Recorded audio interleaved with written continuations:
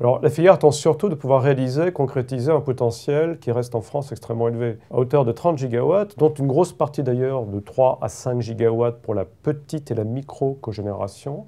Donc, c'est-à-dire qu'il y a du potentiel. Concrètement, pour l'exprimer, il faut bâtir des conditions de soutien, d'accompagnement qui vont être cohérentes.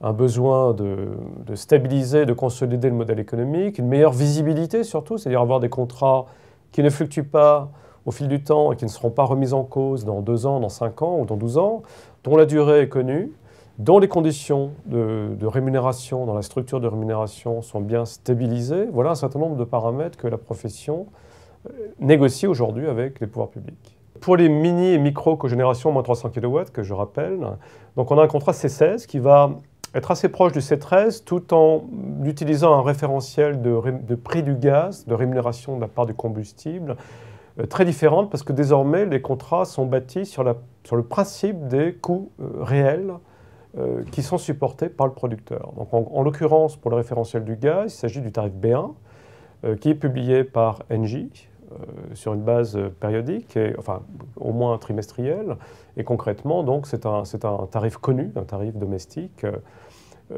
Et le complément de rémunération est aussi assuré par une prime complémentaire, et également une prime à l'efficacité énergétique, qui est très proche d'ailleurs de celle comparable à celle du C13.